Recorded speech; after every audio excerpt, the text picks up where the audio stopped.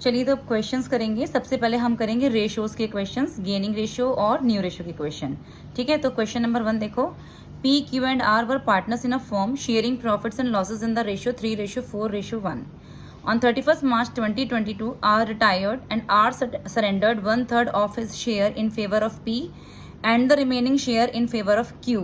Calculate the new profit sharing ratio of P and Q. देखो यहाँ पे already हमें गेन के बारे में इंफॉर्मेशन दे रखी है कि जो आर का जो शेयर है वो 1/3 पी को मिला है और रिमेनिंग मिला है क्यू को।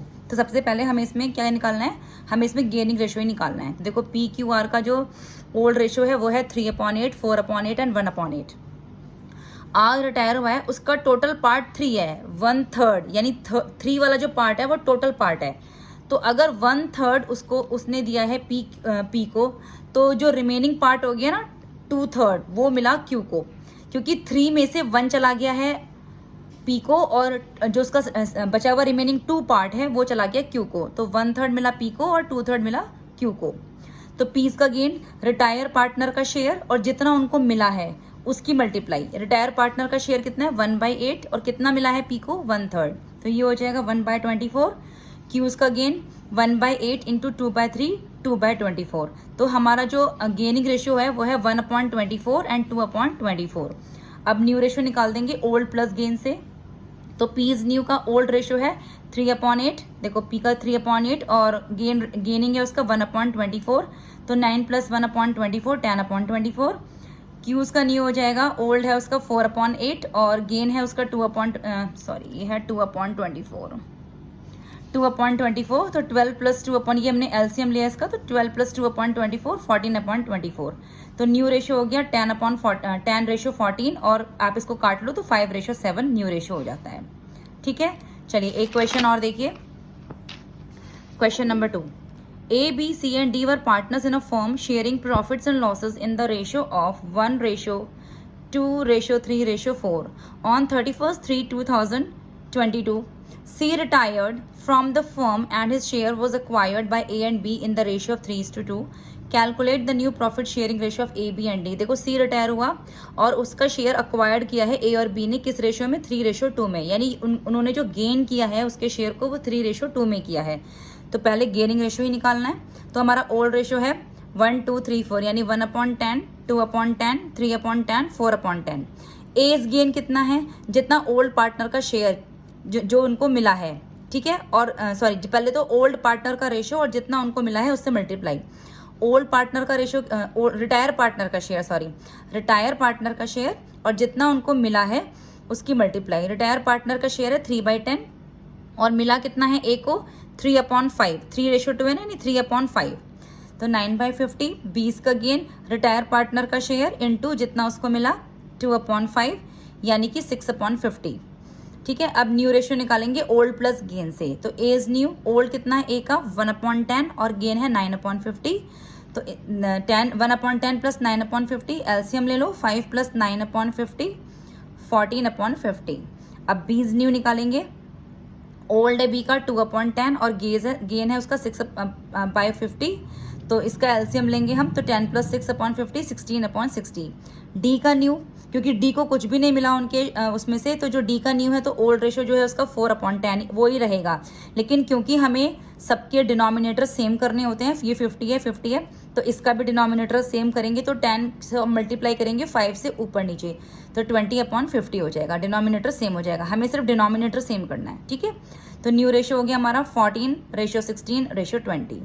तो ये आ गया हमारा न्यू रेशियो। डी को कुछ भी नहीं मिला था तो उसके बस ओल्ड रेशियो को ही न्यू रेशियो मानेंगे और बस डिनोमिनेटर सेम करने के लिए उसकी हमने 5 से ऊपर नीचे मल्टीप्लाई कर दी है।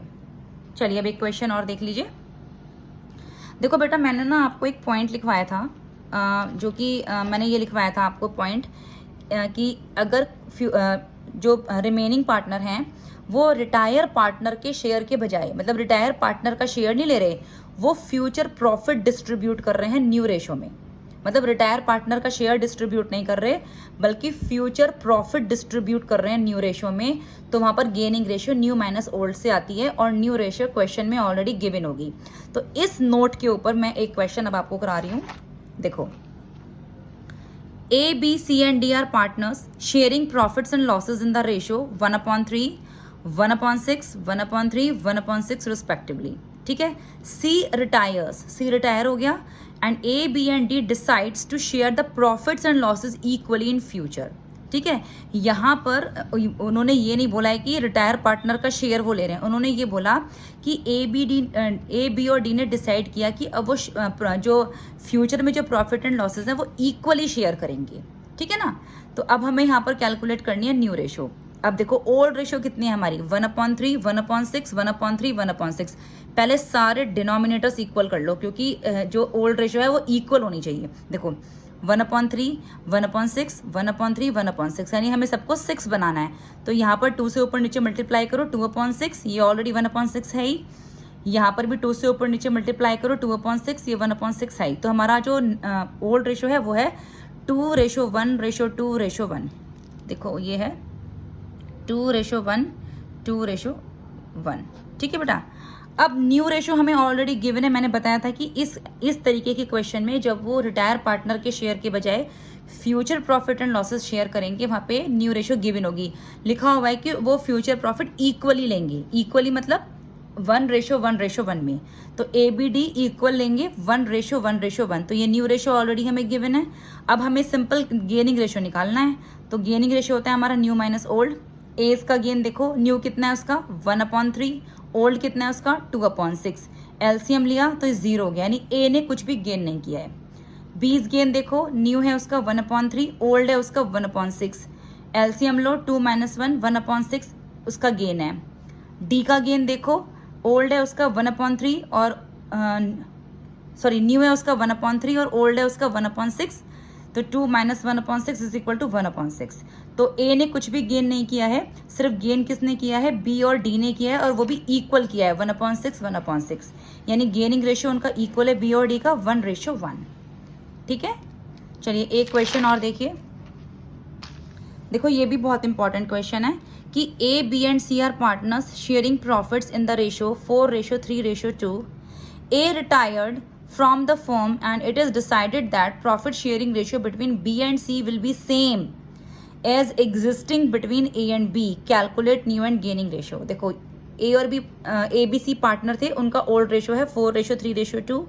A रिटायर हो गया और उसके बाद फ्रॉम द फर्म, और ये डिसाइड किया गया कि जो फ्यूचर प्रॉफिट शेयरिंग रेशो है बिटवीन B और C का, यानी अब जो फ्यूचर में जो रेशो आएगा बी और सी का वो बिल्कुल सेम वही होगा जो अभी एग्जिस्ट कर रहा है बिटवीन ए और बी के। तो अभी जो देखो ओल्ड रेशो तो हमारा 4/9, 3/9, 2/9 है, और बी और सी वो रेशो लेंगे फ्यूचर में जो अभी सेम है ए और बी का। ए और बी का कितना है अभी सेम 4:3। तो फ्यूचर में ये क्या कहते हैं, बी और सी क्या लेंगे 4:3, यानी न्यू रेशो 4:3 है। किसका गिवन है ये गिवन है बी और सी का। ठीक है।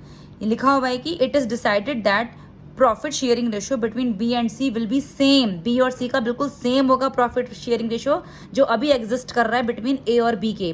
तो ए और बी का है 4:3 और ये फ्यूचर में बी और सी लेंगे 4:3। तो ओल्ड है, न्यू हमें क्वेश्चन में गिवन दे दिया।